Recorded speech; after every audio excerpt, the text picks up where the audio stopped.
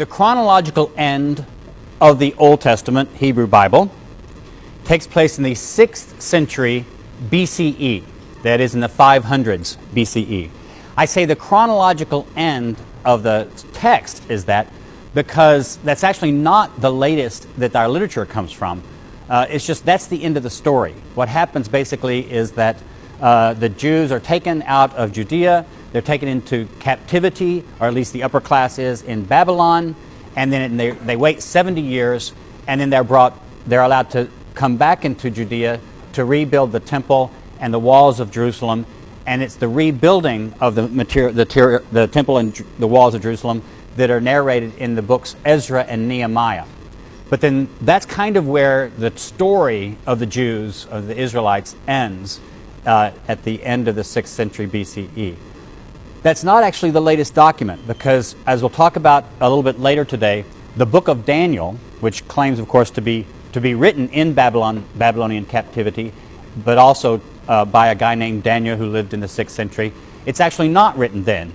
It's written around the year 164 BCE. So that's the latest document that we have that's in the Hebrew Bible or the Old Testament.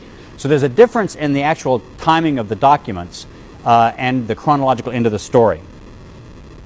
I'll remind you of what we talked about last time with Alexander the Great, just very briefly. Alexander the Great, remember, wanted to set up a one world, a universal empire. He taught a sort of syncretism of religion. He taught a common language, Greek. He set up these Greek cities all around. These things will all be very important for us. And that process that we call is what we call Hellenization. So the Hellenization of the world in that time means that we even call that period Hellenistic Greek, the Hellenistic period, to differentiate it from classical Greek period, say classical Athens in the 6th and 5th century, and then the Greco-Roman period, which will come later with the period of Rome. The reason Hellenism is so important for us is because Alexander, what happened to his empire after he died? After much confusion and fighting among his major generals after his death, Alexander's kingdom ended up being divided up into 4 major empires. For our purposes, only 3 of those really matter. And on your handout, you'll see the names Seleucus and Antiochus and the Seleucids. Seleucus was one of the generals of Alexander, and he ended up getting the part of his empire that had been Babylonia, that is modern-day Iraq, and Syria. And what happens is you'll find over and over again that a man named Seleucus will have a kid named maybe Antiochus, who will have a kid named Seleucus, who will have a kid named Antiochus. The Seleucids was what we call their dynasty, their family name. They tended to use those 2 names, Seleucus and Antiochus, a lot. So you'll see just Seleucus the first, second, third, Antiochus the first, second, third, and fourth. Those 2 names were used quite in their family over and over again. So it gets very confusing in historical literature when it's hard to keep them straight. But that's the reason. His general Ptolemy II got the kingdom of Egypt, which was very, very important because Egypt was one of the wealthiest parts of the ancient world. So Ptolemy II took Egypt and set up his own sort of Greco-Egyptian kingdom there. So when we talk about these things, sometimes you'll hear us talk about the Syrian Empire or the Greco-Syrian Empire or simply the Greek Empire. That's because there was a Greek sort of veneer over what would have been local differences. So you'd have Egyptians speaking ancient Egyptian languages, but the elites in the cities would be speaking Greek. So the elite culture would still be Greek, and the same way in Syria. Ptolemies are easier to keep straight because they tended to all be named Ptolemy. And so they might have a nickname like Ptolemy Philadelphus is a very famous one, but then we give them numbers. So Ptolemy II was the first general who ruled Egypt, and then his descendants would be named second, third, fourth, and so forth. The other empire that was important, but we'll not talk about it too much today, is what was Macedonia and Greece itself, and the general Antigonus Gonatas was the one who took that. And that would be its own sort of area until the Romans defeated the different Greek rulers there and took over Macedonia and Greece. What's important for us, though, is really the Seleucids and the Ptolemies. Because if you draw a line separating Syria from Egypt, the line goes right through Palestine. The Jews were kind of caught, therefore, on the border. So Judea at this time was on the border between these two empires, and they were constantly fighting, trying to aggrandize their own kingdoms. The Jews were often, therefore, caught right in the middle. Antiochus IV Epiphanes reigned from 175 to 164 BCE. He's called the fourth, obviously, because he's in the fourth Antiochus. Epiphanes, though, is a sort of nickname, and it means manifest. It's just the Greek word for manifest. But what Antiochus was doing with this name is saying he was claiming divine honors for himself, because what he's saying is, I'm Antiochus, God made manifest among you. This was not that unusual. As I said last time, Alexander had sort of claimed divine honors for himself. He was following the lead of a lot of Eastern monarchs and rulers who would claim to be the descendants of a god and claim to be a god themselves and would receive cult and worship. Antiochus IV, though, was ruling at this time, and he gained control of Judea. At one point, he almost conquered Egypt, as a matter of fact. Again, there were always these battles. But then Rome intervened. Rome was not in control of Eastern Mediterranean at this time, but they started getting more and more powerful. So Rome came to Egypt, and a Roman general basically said, you've got to withdraw, and forced Antiochus IV to pull out of Egypt. Why did Rome do that? Well, Rome didn't want any other empire in the Mediterranean to get too powerful. So they wanted they didn't want to really control all the eastern part of the Mediterranean at this time. They would have been stretched too thin. But they wanted these two kingdoms to balance each other out. So they weren't particularly for Antiochus IV. They just didn't want him to destroy the Egyptian Ptolemies and him to take over Egypt, because it would make him too powerful. So Rome, though, shows that they have enough power that they can kind of play the referee between different kingdoms, even in the east at this time. While Judea, though, was under Antiochus' control, a lot of Jews tried to figure out, how do you deal with this whole process of Hellenization? In other words, if you want your own kids to get ahead in the world in this time, and you're going to have an elite family yourself in a town, in a city, it makes sense for your kids to get a Greek education. You want your sons, for example, to be able to speak and read and write Greek. Why? Because that's the lingua franca of the elite, of the business and of government and all that sort of thing. It's precisely the way it is now with English around the world.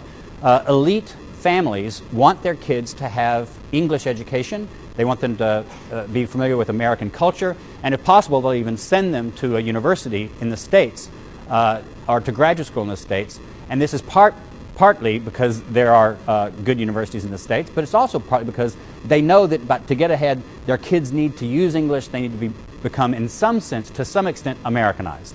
This is what's going on even in places like Jerusalem at this time. Jerusalem wasn't a huge city, but it was important enough that there were elites there themselves, and so they responded to this urge of Hellenizing culture to have their kids educated in the gymnasium, remember, so they would themselves get this sort of Greek rhetorical education. In fact, what we'll call, for the purposes, liberals and conservatives in Jerusalem, because there was conflict in Jerusalem at this time over how much Hellenization you should go along with.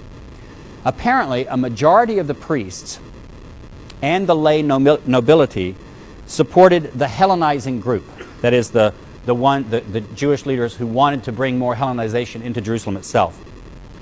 The high priest at this time was named Jason. His name is on here. And in 175, he built a gymnasium in Jerusalem. Why did he build a gymnasium in Jerusalem? Well, if you're going to have Greek education, you have to have a gymnasium. He also founded a Greek polis, that is a Greek city structure. And Jason apparently paid Antiochus for the privilege of having Jerusalem recognized as a Greek city. This would have consolidated the power of those Jewish leaders who wanted to press Greek culture more, rather than those Jewish leaders who wanted to hold back on Greek culture. Because if you control the gymnasium and you control the means of education, you actually control the citizenry, because you can't become a citizen of a Greek polis, a Greek city, unless you yourself have Greek education. So sons of people would go to the gymnasium. And notice what this would do also. It would disenfranchise those leading families who didn't want to have their sons Hellenized. So by holding the control of the education, you disenfranchise conservative Jews who are resisting this Greek influence. About this time, apparently, Antiochus offered citizenship status to the Jews, but, and like I said, admission to the gymnasium and the ephebate. Remember the ephebate? We talked about how the boys around the years 18 to 22 or so, around the age that you guys are, you would be enrolled in this sort of quasi-education, quasi-military training club sort of thing of the town. That was the ephebate, and you had to go through that to be a citizen. Jason and his party controlled this, and in fact they renamed Jerusalem Antioch of Jerusalem. There are lots of different cities named Antioch in the ancient world, and were all done in honor of some Antiochus. So Jerusalem was renamed Antioch of Jerusalem. The high priesthood was the main ruler of the Jews at this time. They didn't have a king, and they didn't have a direct governor. So whoever controlled the high priesthood was sort of the political ruler also at this time. But Antiochus was the one who had the privilege of appointing the high priest. Menelaus, another leading Jew, his name's on your handout, seems to have offered Antiochus more money for the priesthood, trying to get it away from Jason, and he couldn't afford it. So in order to pay for his own priesthood, he took gold vessels and instruments out of the temple treasury. And this seems to have caused a riot. Now notice, Jason, is that a good Jewish name? No, that's not a good Jewish name. Menelaus, is that a good Jewish name? No. Jason and Menelaus are both famous Greek names. You have two guys fighting for the high priesthood in Jerusalem, both with Greek names, not traditional Hebrew names, and both of them apparently trying to get in with his Hellenizing process. They get into a big fight. To settle things down in Jerusalem, Antiochus takes control of Jerusalem, and he stationed Syrian troops, that is, these Greco-Syrian troops, in Jerusalem in 167. Now things are heating up. Around this time, changes were made to the temple in Jerusalem. It may have been basically to accommodate the soldiers. They may have had to house soldiers from the Greco-Syrian Empire, and they may have used the Temple Mount, apparently, to house some of them. This caused changes to the temple. At this time, Menelaus is in charge, and his Hellenizing party, which we could call the radical reformers, they saw this is the beginning of the anti-Judaism laws. About this time, several laws were passed that forbade circumcision. You can't circumcise your boys anymore. You're forbidden from observing the Torah, the Jewish law. It may have been that even a pig was sacrificed on the altar in Jerusalem, in the Holy of Holies. And the temple was turned into a syncretistic Jewish pagan grove. You know, in traditional Greek religion and other religions, having a grove of trees is sort of considered the sacred area. It's like when you walk through a forest now and you come upon a nice open kind of grove of trees, and all of a sudden you just kind of feel like, you know, some nymph or something is going to jump out at you, and, you know, God is there. So the Greeks liked these sorts of groves of trees. So this is often what they would use as a sacred area. They did this to the temple, and it was renamed as a shrine to Zeus Olympus. Now, notice what's happened. I talked about syncretism last time. If you're one of these liberal Jews, you may not really believe you're doing anything bad. You're not forsaking Judaism. You're just updating it. You're just bringing it up in the modern era. And you might say, well, what's wrong with calling it Zeus Olympus? We all know these are just different names given to the same God anyway. There's just one supreme God. So they may well have identified the Jewish God Yahweh with this god Zeus Olympus and said it's just two different names, one Greek name and one Jewish name for the same Jewish god. That may have been what they were thinking about. They could also have been thinking about the Syrian god Baal. That Baal Shaman was a Syrian god. So they just think, well, we'll have an altar here. Antiochus will be happy because we're worshiping the Syrian god here. The Greeks are happy we're worshiping Zeus Olympus. And the Jews will be happy because it's identified as Yahweh. This whole process of Hellenization, therefore, I'm interpreting this. In a lot of history books, sometimes you'll get the idea that the Jews were all good, loyal Jews, just trying to keep the law, trying to keep Torah, and that the Antiochus IV Epiphanes is putting all this on them and forcing Greek religion and Greek culture on them. That's not really the way it happened. I've told the story the way I perceive. If you read between the lines of some of these ancient Jewish texts, it's more like it's a debate that's going on within Judaism itself. How Greek should we be? How much do you accommodate the dominant culture? Precisely the way you get a lot of this kind of debate in the modern world, our time, of how much do you want your kids, your Jewish boys and girls, to assimilate to be just as American as everybody else? How much intermarriage do you want to have or do you allow? If you're a Muslim immigrant to this country, the first generation, do you let them listen to hip-hop? Do you let the women stop covering their hair? Where do you draw the line? What I'm arguing is that this was what was going on, and it was an internal Jewish conflict that was going on. There were several responses to Hellenization, therefore, among Jews. It wasn't just that that Greeks are here putting this onto Jews. There were responses within Judaism itself. As I've already said, Menelaus and the liberals accept it and promote it. Another priest that had been dislocated from the high priesthood earlier, his family had originally been the high priesthood family, Onias. I think Onias IV is on your handout there. Onias IV actually withdrew from Jerusalem and went off and built a new temple. So he says, well, if you're going to destroy the existing Jewish temple, we're going to have an alternative temple elsewhere. You also have these people that come to be called the Hasidim. It's on your handout. That's from a Hebrew word meaning the holy ones or pious ones or something like that. And they're not to be confused with the modern Hasidim who live in Brooklyn and who come from Eastern Europe. That's a modern movement that came about in the medieval period and has come through. But it's the same word used for these people. These were Jews who decided to be very strict, and they seemed to reject a lot of Greek culture. They certainly rejected Greek religion and Greek sacrifice. They seemed to have promoted the speaking of Hebrew, the use of Hebrew texts, and particularly pious observations of Jewish law. You even have a group of high priests, former high priests, who have been dislocated, and other priestly families withdrawing from Jerusalem and apparently going out in the desert and maybe building a community out there. And we find out about them in the 20th century when the Dead Sea Scrolls were discovered in the late 1940s. And so a lot of the theories are these Dead Sea Scrolls were the writings of a sect of Jews led by people who had been priestly families, who moved out into the desert, set up camp on the shores of the Dead Sea, and had their own little sort of maybe quasi-monastic community there, very strict in their observation of the law. They keep their documents. They have some documents in Greek, some in Hebrew, some in Aramaic. So that may have been another way to respond to this increasing Hellenization, is just to pull away and form a different community. And then you have the reaction of Mattathias. Mattathias was a priest from Jerusalem who had settled in a village called Modin in the hill country of Judea.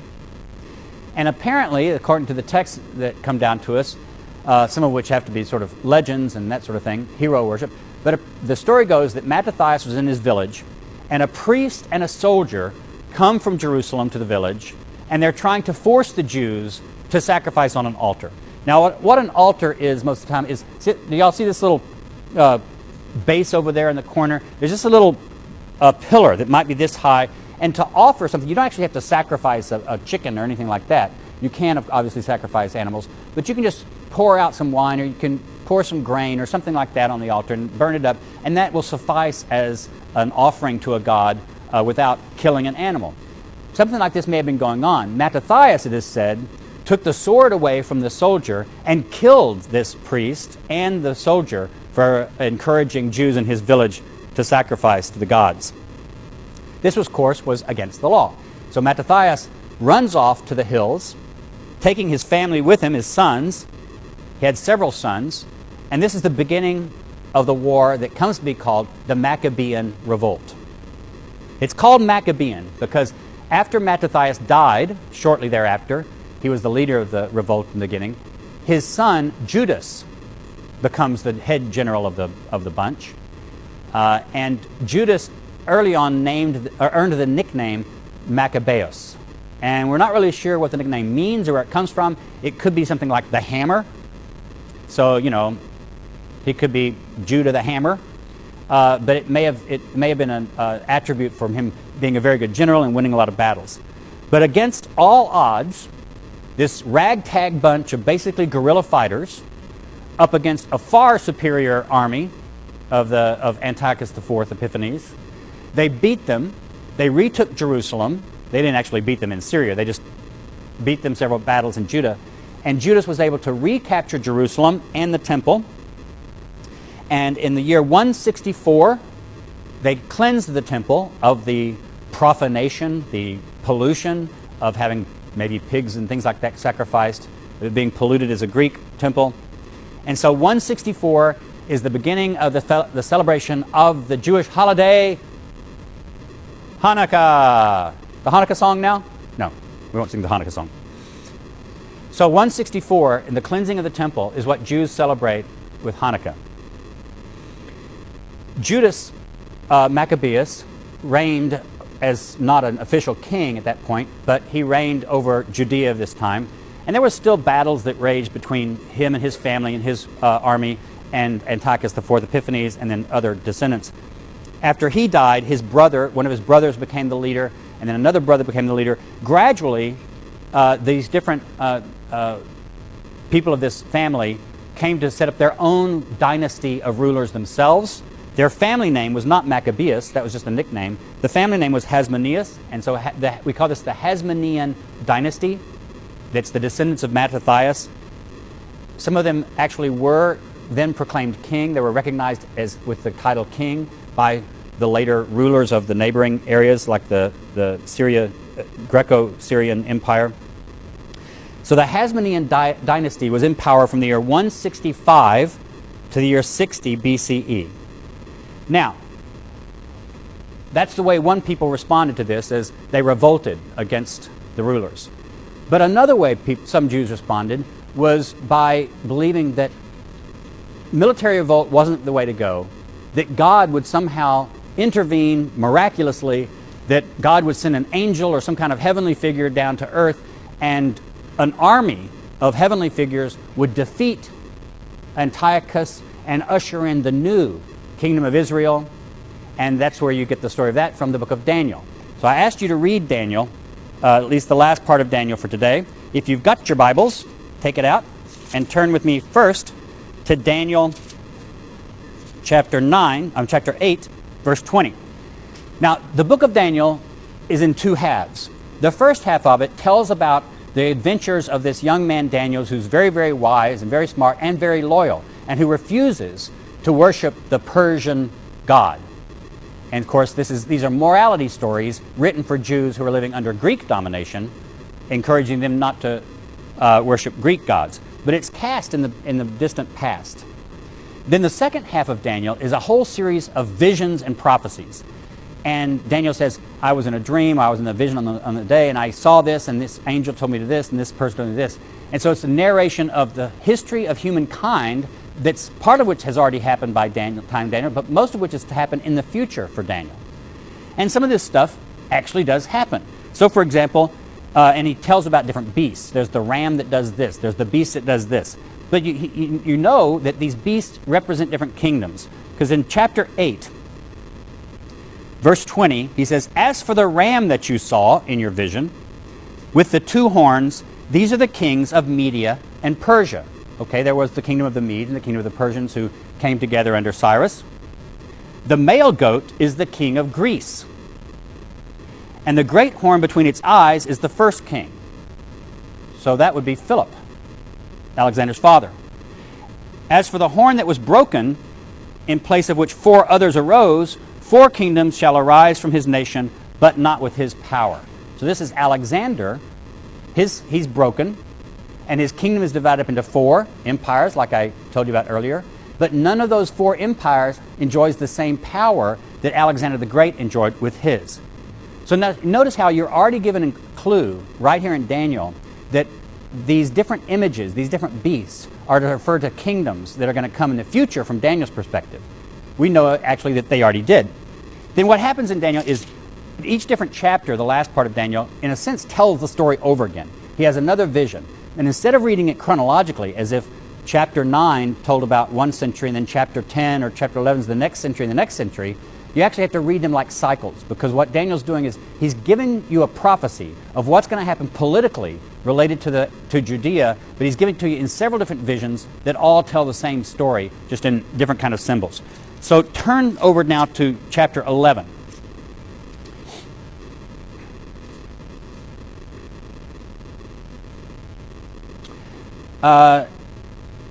Here again, it's sort of like the fourth, chapter 11, verse 2. The fourth shall be far richer than all of them. When he has become strong through his riches, he shall stir up all against the kingdom of Greece. So this is actually talking about the Persian ruler who will attack Greece. Then a warrior king shall arise, who shall rule with great dominion. That's Alexander.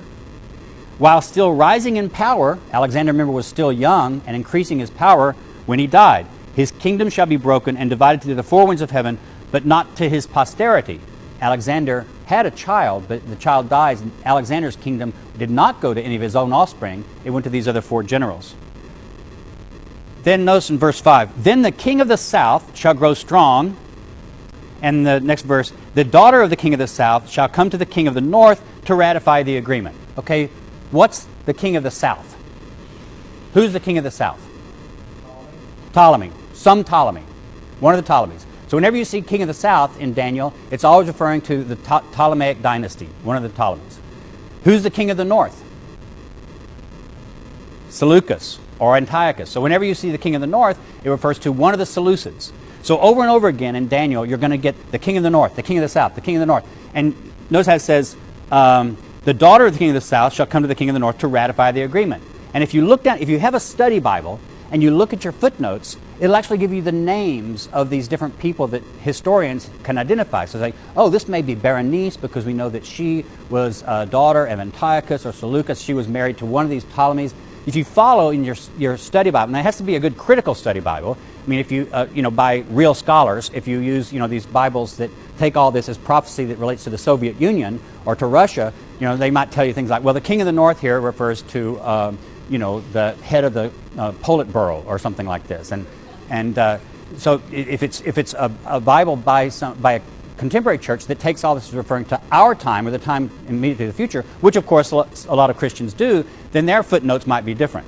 But the footnotes in any good study Bible will place these people to the history of what's going on in Judea at this time. Now go over to chapter 11, verse 29. Because I'm not going to lead you through all the stuff that happens in chapter 11, because if you read it and you read it with the footnotes, it's basically telling you a history of the battles and alliances between the Seleucids and the Ptolemies and where Judea was caught in the middle at different times. At the time appointed, he shall return and come into the south. This is this is Antiochus, not Antiochus IV, but different. But this time it shall not be as before, for ships of Kittim shall come against him, and he shall lose heart and withdraw. Who are the Kittim? Romans, exactly. The Kittim is a term that's used in Hebrew in a lot of different ancient Jewish texts, and sometimes it seems to refer to the Greeks. And here it clearly refers to the Romans, because the Romans come and they force the king of the north back. Notice what it says. Forces sent by him, he shall turn back and pay heed to those who forsake the holy covenant. Antiochus IV will pay attention to the Jews who've forsaken the Torah. Forces sent by him shall occupy and profane the temple and the fortress. They shall abolish the regular burnt offering and set up the abomination that makes desolate. Or in some modern English translations, like the abomination of desolation. That term will be used also in the New Testament in several places. He shall seduce with intrigue those who violate the covenant. That is, the bad Jews who violated the Torah. He will be in cahoots with Antiochus. But the people who are loyal to their God shall stand firm and take action. The wise among the people shall give understanding to many, and for some days, however, they shall fall by sword and flame and suffer captivity and plunder. Who are the wise? The author of the book. Remember, he spent the whole first part of the book setting up Daniel as a wise man. So this author, writing in the name of Daniel, a wise man, identifies other wise Jews of his own day. And he says they're going to oppose Antiochus IV, and some of them will die because of it. When they fall victim, they shall receive a little help, and many shall join them insincerely. Some scholars believe that this little help may be this author's reference to Judas Maccabeus. It may be that he knows that there is an armed resistance, and it's a little bit of help. But he doesn't believe himself that the answer to Antiochus IV is going to be an armed revolt. He believes that it's not going to ultimately succeed. Why? Because God's going to be the one who will intervene, not Judas Maccabeus. The king shall act as he pleases. He shall exalt himself, consider himself greater than any god. Remember, Antiochus Epiphanes, God manifest, and shall speak horrendous things against the God of gods. He shall prosper until the period of wrath is completed, for what is determined shall be done. He shall pay no respect to the gods of his ancestors, or to the one beloved by women. He shall pay no respect to any other god. He shall consider himself greater than all, blah, blah, blah, blah, blah. So it's all about setting himself up. Now look, he shall come into the beautiful land, obviously we're talking about Judea, and tens of thousands shall fall victim, but Edom and Moab and the main part of the Ammonites shall escape from his power. He shall stretch forth his hand against the countries, and the land of Egypt shall not escape. In other words, Antiochus IV this time is actually going to capture Egypt, he's predicting. He shall become ruler of the treasures of gold and silver, and all the riches of Egypt, and the Libyans and the Ethiopians shall follow in his train. Not only will he overrun Egypt, he's going to go west of Egypt and take Libya, and south of Egypt and take Ethiopia. But reports from the east and the north shall alarm him, and he shall go out with great fury to bring ruin and complete destruction to many. He shall pitch his palatial tents between the sea. What's the sea? What's the sea? Mediterranean. Thank you. Somebody's awake. And the beautiful holy mountain. What's the holy mountain? Say it. Zion. Mount Zion, which is where Jerusalem is founded. Yet he shall come to his end with no one to help him. He shall come to his end? Wait a minute. He conquers Egypt, takes Libya, takes Ethiopia, comes back through Judea, sets up camp somewhere in that coastal area between Jerusalem and the Mediterranean, and there he dies. That didn't happen. Antiochus IV never took all of Egypt. He never took Ethiopia. He never took Libya. And he did eventually die, but he died way over in Babylon. He didn't die here. How do we know that this document was written around the year 164? Because this author doesn't know the end of the story. Notice how throughout the history, he's gotten everything right. Well, not every detail, but he gets a lot of it right. He knows when Antiochus the so-and-so wins a battle. He knows when one of the Ptolemies wins a battle. He knows when they tried to have a treaty between them and marry off one of their daughters to each other to establish peace. He knows when they've called truces. He knows when the Romans intervened and stopped battles between them. He knows all that. He knows that Antiochus profaned the temple. So this has got to be written after 167 because he's telling us all about this stuff that happens with the temple. He knows everything that happens up to 167. And there may be a little hint that he even knows about Judas Maccabeus. But he doesn't know about anything that happened to the cleansing of the temple. He doesn't know about the victory of Judas, which happened in 164. Notice how this is wonderfully convenient for us modern scholars. He gets everything right up to 167 and everything wrong at 164. Because notice what happens then. Chapter 12. Right as Antiochus IV dies, according to his prophecy, at that time Michael the great prince, the protector of your people, Michael's an angel, the greatest angel, shall arise. There'll be a time of anguish. In other words, this is when all hell breaks loose. The heavens come down. Michael swoops in on a chariot from the sky with angelic armies, and they are the ones who bring the final victory. God breaks into history and brings the final victory. Judas Maccabeus doesn't win the battle. So this is how we date apocalyptic literature. Daniel is one of the earliest cases of what we call apocalyptic literature. Apocalypticism gives you this vision of what's going to happen in the very near future, and it answers the problems of suffering. And the answer is not arm yourselves and fight the battle yourself, because the odds are overwhelmingly against you. You can't defeat all of Rome. You can't defeat all of Greece. You can't defeat Antiochus with Epiphanes by yourself. But God can. And so angelic armies will break into history and bring about the solution to the problem. And the apocalyptic writer sets himself up usually far in the distant past, like this guy says he's Daniel writing in the 6th century, and they narrate history through the ages. And you can tell, wow, he's got it all right. Daniel foresaw this stuff writing way back in the year 580. And yet he knows about the Persians, he knows about the Medes, he knows about the Greeks, he knows about Alexander, he knows about the splitting of Babylon's kingdom, he knows about Berenice, he knows about the Romans. And so you think, he knows all this stuff, he got it all right. And you pick it up and you're reading it in the year 164 yourself, 165, and you think, well, he must be right about what's going to happen next. So you think, God's going to break in any day. We're going to be saved. We don't have to fight ourselves, we're going to be saved. And this is how we date apocalyptic literature. Where do they get the history right? And then when does the history go? When does the history just all of a sudden go wrong? That's when it's dated, because they're writing up to that point. So one of the ways that kind of apocalyptic mentality, that apocalyptic worldview, will become very important for early Christianity, because what I'll argue in the rest of this course is, who else was an apocalyptic prophet? Jesus. Who else was an apocalyptic prophet? Paul. All of the earliest followers of Jesus seem to have been apocalyptic-minded Jews. And that's the beginning of early Christianity. Early Christianity starts off as an apocalyptic Jewish sect. They all were reading Daniel.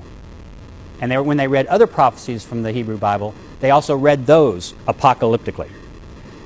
So the apocalyptic response is another one of these responses to Hellenization. In 63, about 100 years after the cleansing of the temple. First, are there any questions about any of that so far? I'm giving you a lot of both confusing history and confusing terminology. 100 years after the cleansing of the temple, más o menos, in the year 63 BCE, Pompey, the Roman general Pompey, enters Jerusalem, and this is when you have the beginning of Roman control of Judea. Herod the Great gets himself appointed as king of the Jews by the Roman Senate. Only the Senate at this time can proclaim anybody a king. So the Senate would sometimes have client kings on the frontiers of their control. They didn't want to be bothered with controlling everything themselves with their own armies directly or their governors. So they would appoint local kings, whether in Asia Minor, Greece, different parts. Herod the Great was appointed king by the Roman Senate, and he ruled from the year 37 to the year 4 BCE. After Herod the Great died, his kingdom was split up first among his different sons, but Judea itself eventually was placed under direct Roman rule, under procurators that were appointed by the Senate or sometimes by the emperor. And this is what Pilate's job was. Pontius Pilate, who was the governor of Judea, his actual title wasn't governor, he was a procurator, but he was the one in control of Judea during the time that Jesus was killed himself. Pilate was one of these direct Roman rulers of Judea.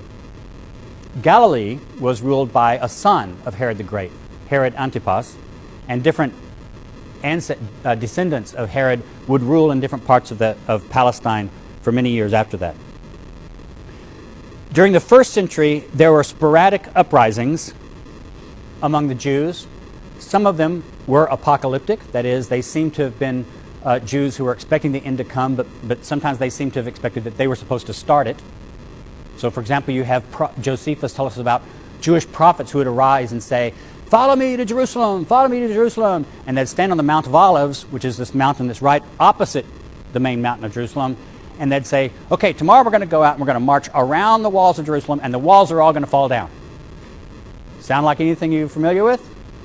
The walls of Jericho in the Hebrew Bible falling down after the Israelites marched around it for 7 days and then 7 times the last day. Prophets were arising using inspiration from Jewish prophets from the ancient past, and they were setting themselves up again as prophets and again expecting God to break through. So sometimes these prophets arose and they were themselves apocalyptic prophets announcing the end of the known world soon. Sometimes also they seem to have been setting themselves up as king of the Jews, and that would make them a Messiah, because the word Messiah in Hebrew just means the anointed one. And what do you do when you make someone a king in the ancient world? You put oil on their heads. That's how you anoint a king. So if someone's called the Anointed One, that's a kingly title. Now this is very dangerous, because what did I just say about how did you get to be a king in Roman-controlled area? The Senate had to appoint you. Anybody who set himself up as king without being appointed king by the Senate, that was itself an act of treason. So there were, though, other messianic figures who would rise and try to provoke some kind of revolt. The most important revolt of the Jewish people during this time started the year 66. Now we're in the Common Era. So this is 66 CE. It started in 66 with Jews in both Judea and Galilee revolting against Roman rule. They drove the Roman squadron out of Jerusalem. And in the year 70, the Romans finally, after 4 years of warfare, they had surrounded Jerusalem for a full 2 years. They finally took Jerusalem itself. They they destroyed the temple. So the destruction of the temple is the year 70. And that's probably the most important date for this course, because a lot of important things in Christianity, the early Jesus movement, happen either before 70, and they're one kind of event. Some of them happen right around the year 70. We'll talk about that when we get to the Gospel of Mark in a couple of times. And then some of them, most things happen after the year 70. But the destruction of the temple in Jerusalem in the year 70 is not only hugely important for Jews, right? Because ever since then, Jews have not had a sacrificial cult. If you're a Jew now, where do you go to sacrifice? You can't go to the temple. There's the Dome of the Rock sitting there on where it's supposed to be. Jews substituted different forms of piety, reading the Torah, studying, praying, meeting in synagogues, meeting in other places. So Judaism changed radically beginning in the year 70, precisely because the place where you sacrificed was destroyed. Every ethnic group around the Mediterranean in the ancient world had its religion as some part of sacrifice. They all did. Sacrifice was just common among different groups around the Mediterranean. The year 70 caused the Jews to stop being primarily a sacrificial people, because they had nowhere to sacrifice. The end of the Jewish war is dated by most people to 74, because that's the time when the final battle took place, and the fortress that fell was called Masada. So if you go to Israel now, Masada is a shrine, a tourist spot and a shrine that celebrates the defeat of the last Jews at Masada, the fortress that Herod the Great had built. After that, Judaism changes. You have, I'm not going to go into much detail, because the way Rabbinic Judaism, what you know as Judaism today, if you know anything about it at all, is a result of developments that happened after 70. It's the result of the rabbis recognizing that the temple cult is no longer there. The rabbis, who are teachers of the law and commentators on the law, they become the central organizing feature, not the priests. So the priesthood, you still have Jews named Cohen, right, which means priest. But priests in Judaism don't really do much anymore. It's the rabbis who become important. So at the beginning of, around the year 200, you have the Rabbinic Judaism starting to develop its written text, the Mishnah, the Babylonian Talmud, the Jerusalem Talmud. And this is the birth, during these centuries, of Rabbinism. That is, Rabbinic Judaism as it comes to be important. There was another Jewish revolt in 132 to 135 called the Bar Kokhba Revolt, but that was suppressed by the Emperor Hadrian in 135, and that you had the complete destruction of Jerusalem. It was leveled. It was renamed Aelia Capitolina, a Roman name, and Jews after that were forbidden even to enter Jerusalem for a long time. Okay, what's important about all this? I warned you last time that last lecture on the Roman Empire, the Greek world, was going to be some just boring historical narrative. And you've had some of the same thing this time, where I just had to tell the story of what was going on in these centuries. But why was this all important for us? Here are the main things to take away from it. Hellenization was extremely important because it united the Mediterranean world, the Eastern Mediterranean, but then the Romans even took over some of the aspects of Hellenization when they took over all of the Mediterranean. By Jesus' time, all of Palestine was Hellenized to some extent, only to different degrees. So yes, if you lived in a village or in the country, you may not have spoken Greek. You may have spoken Hebrew or Aramaic. But if you were an elite person in any city, even in Palestine at this time, you were expected to be able to speak Greek. You had some exposure to Greek culture. Syncretism was very important. The idea that religions borrowed from each other. Religions were mixtures of things, and cultures borrowed from each other. So syncretism was very important. There was also conflict within Judaism. I tried to emphasize that. Jews weren't all agreed about how to respond to the politics and the cultures around them. Jews conflicted with Jews over how to adapt to Greek and Roman domination and culture. Political, social, religious, linguistic, cultural issues were all affected in some way. The next really important thing is the smallness of Judea. From the modern world, we tend to think of Jerusalem and Judea as being very important because, of course, that's where Judaism started off and that's where Christianity started off. But by the standards of the Greek and Roman worlds, Judea was a kind of insignificant backwater. It wasn't a big important place economically or politically, and Jerusalem was not that terribly important. Judea was relatively unimportant from a world historical perspective. But, and this is also very important for how this lecture plays out for the rest of the course, the Jews were never truly independent during this time, nor were they ever truly powerful during this time. Even when the Hasmoneans, Judas Maccabeus and his brothers and their descendants, were ruling for 100 years or so, they never were politically very powerful outside of that narrow area of Judea. They were never truly independent. They always had to fend off the greater power of Syria or Egypt or Rome. The important thing, though, is Jews had an ideology that supported imperial pretensions. Go back and read the first few Psalms, where God says to my anointed one, and here he's either talking to King David or whoever is supposed to be sitting on King David's throne, you are the king of the world. I will make all the nations flow to Jerusalem. All of them will come and worship me in this holy place. The Psalms are full of language that imply that whoever is in control in Jerusalem is the king of the world. And yet, the Jews looked around themselves and they're going, we haven't had anybody who approached that in centuries. The Jews had an ideology of empire and world domination embedded in their scripture. And yet their social and political situation was just the opposite. And it's in that maelstrom of Jewish ideology not fitting reality that Jesus is born. No sections this week. Look at the syllabus. On Monday, you'll be asked to come in with lists of historical events as you see them in Acts and lists of historical events as you see them in Galatians 1 and 2. Come in with your lists on paper because we're going to put it up on the board. Be prepared to tell me what you do for your homework and do the homework for Monday. Okay? It's not very difficult. It won't take you a long time. But follow the syllabus instructions and come Monday ready to talk. Thank you.